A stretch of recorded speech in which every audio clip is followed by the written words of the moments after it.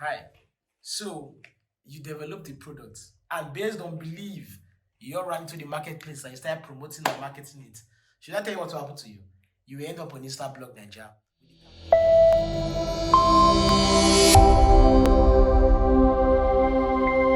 On Instablog Nigeria with the caption, "What I ordered versus what I got." Do you know why? When you launch a product or when you develop a product, there's what we call product testing.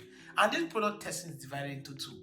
You have the alpha test and you have the beta test. So now the alpha test is the one that you do in-house, between yourself and your team members. Oh, you want to create a liquid soap. You've created a liquid soap, you tested the liquid soap out and it works. There are different iterations of this form of, alpha testing. It could be your lipstick, you did it, you rubbed it on your lip, you took a picture, it's nice, whatever. But the main thing about alpha test is that it is done in-house.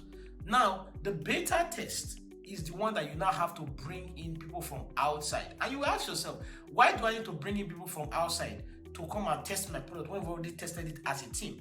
The thing is this, with alpha test, there's a lot of bias. As an entrepreneur, your product is your baby, like it's your brainchild, it's your creative effort. So you tend to explain away a lot of hiccups. However, when you bring people from outside, not just random people from outside, I mean like your target market, your potential market. So if your product is targeted at married women, so you pick out married women at random, it could be your family members, it could be guys from your church, the list is endless, and you bring them in to a controlled environment. So mind you, your product is not in the open market. So they're coming to your office or your manufacturing plant or your house, wherever it is you're doing you're creating your magic. They come there, they test your product, and they're not giving you honest feedback. Like, okay, it's not foaming, it's not scenting right, whatever it is. And based on the feedback you are getting, you now decide that, okay, do you know what? You go back to your product, you make necessary modifications, then you now market. So to avoid the whole what I order versus what I got. Now, the problem is that when you skip these steps and you go straight to the marketing, you probably end up on Instablog Nigeria, or one of the other gossip blog. I can't remember the name, but you end up there as well. Aside from Instablog Nigeria, because you are doing what we call false advertisement because of your bias, because you refuse to test your product. Now, the next thing to take into consideration before you run a marketing campaign is the logistics setup. So the logistics setup is, do you have the logistics to accommodate orders that are going to come from certain aspects of the market? So what I mean by this is this: you are in Benin City, then you do a marketing campaign, it goes viral, and you're not getting orders from Kaduna, Kafanchan, Yobe. You understand? Do you have the logistics setup to deliver to those areas? And the thing about logistics is that logistics and marketing scope are two sides of the same coin. So having explained logistics setup, the marketing scope has to talk of the areas you are going to market. You understand? Now, with your marketing scope, if you now say, okay, you want to market outside of Benin City, that means you have to have the logistics setup to deliver outside of Benin City.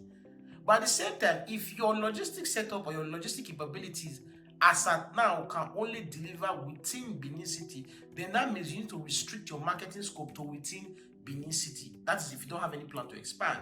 That's why I said both of them, they have this relationship where they are both influencing each other back and forth. And now with logistics setup, there are things you should take into consideration. One, the shelf life of your product.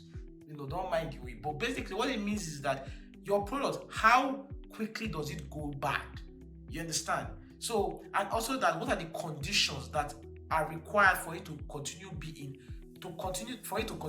in good condition.